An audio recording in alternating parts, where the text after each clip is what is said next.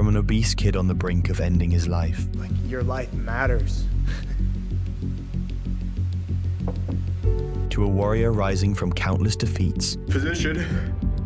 MMA is the first sport that I've ever really participated in. Khalil Rountree Jr. has been through the fire, but he wouldn't have it any other way because adversity breeds champions, and the war horse has experienced it in the ring on 5 different occasions. Rountree started his professional MMA journey in 2011, taking out 4 opponents in less than 2 years, and 2 of them by brutal knockouts. The first victim of Khalil's knockout power was Blake Troop. Right before you know, his striking is always spot on, and so too here. Big left hook connects. Troops out. And the second one was Justin Polandi, whose knockout was a lot more brutal. Ab out of orthodox stance for Khalil Rountree. Oh, big kibosh!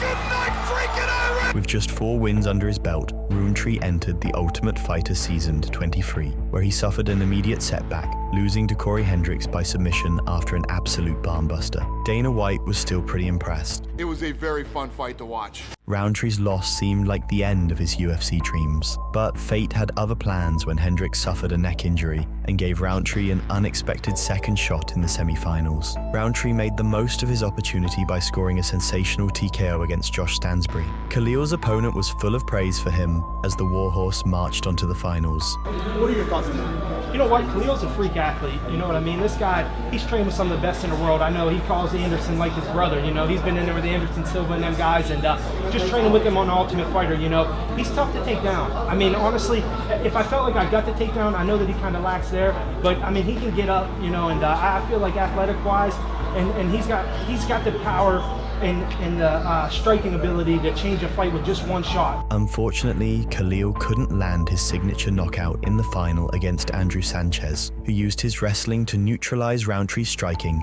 and grind out a decision victory to earn the cash prize. Both men got the UFC contract, however, with Khalil making his promotional debut a few months later against Tyson Pedro. Khalil drew first blood by dropping the Aussie, but Pedro made a huge comeback by exploiting the holes in the American's grappling game and choking him out in the first round. After the fight, Pedro explained how he wanted to stand and bang with Khalil, but it was obviously a bad idea. I actually wanted to stand with him, but when I blocked with my nose, it showed that it wasn't very good idea. But I honestly think I watched about 30 seconds of footage on him. My coaches told me what he was good and what he was bad at, and we just went from there. Despite the setbacks, Rountree kept grinding, patching up the weaknesses in his game. He bounced back with a thunderous knockout of Daniel Jolly, and then followed it up with the biggest win of his career at that point, delivering another knockout against hometown hero Paul Craig in Glasgow, Scotland. I trained, 12 weeks for this fight with beating him in mind. So, you know, that's my goal, that's my target, right? It's like darts. I got to make sure that, you know, I'm focused on the bullseye and not all the crap on the outsides. A no contest later, Rountree's star shot to heights of fame when he faced multiple-time kickboxing world champion Gökhan Saki in Turkish Tyson's second UFC outing. The American was nervous heading into the fight. Pretty nervous. Heart's beating pretty fast right now. Got a bunch of people in front of me with cameras, so yeah, I mean,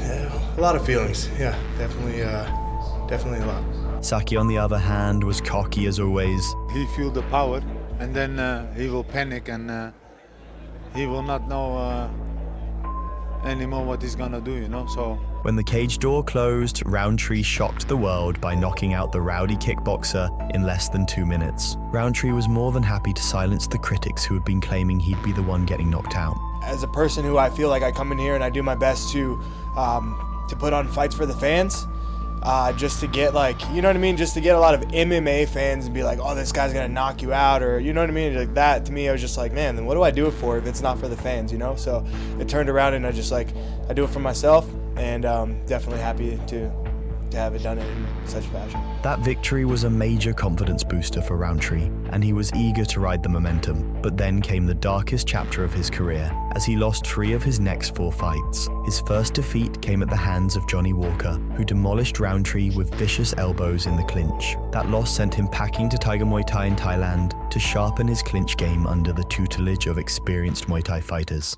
One of the guys I was learning to clinch from, he was like a he's got probably 300 fights. Training at Tiger Muay Thai did help Rountree improve, allowing him to bounce back with a dominant win over Eric Anders. But moving forward, I think this year I'll just I'll set my roots at Tiger Muay Thai, work with the Hickman brothers there, and continue to just evolve and grow as like what you guys saw tonight, and then on top of just like getting the cardio up, getting the grappling up, getting just everything up, so that next time it'll be even better. However, it wasn't the end of his problems as he faced an immediate setback against Ion Cutelaba.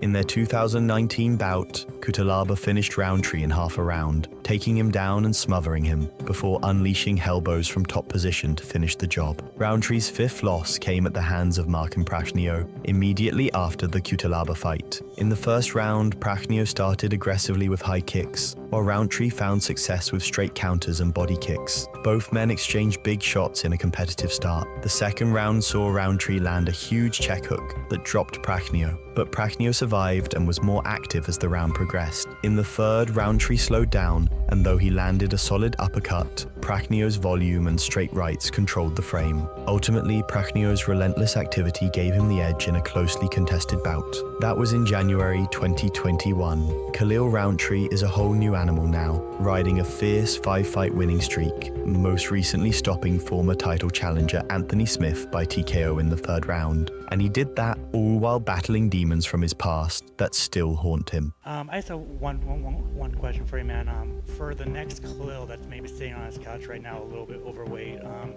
what's your message to him?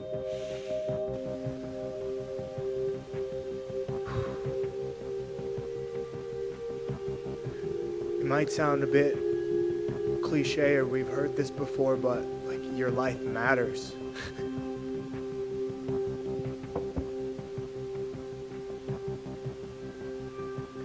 At one point in his life, Rountree was an overweight kid who was so done with his bad habits that he wanted to end it all. Like, I started getting my heaviest. We were eating fast food every single day, 3 times a day, never drank water, soda only, smoking like a pack and a half of cigarettes a day, and just on the road traveling. And then by 19, I got up to 305 pounds, 19 years old. And I remember one night laying down to go to bed, and I just felt my heart pumping ridiculously. And I was just like, no way, this is like, I think I'm gonna die. Luckily, martial arts swooped in and offered him not just a path but a lifeline to redefine his future. Around that same week is when I discovered MMA with my brother, just like watching Ultimate Fighter on TV.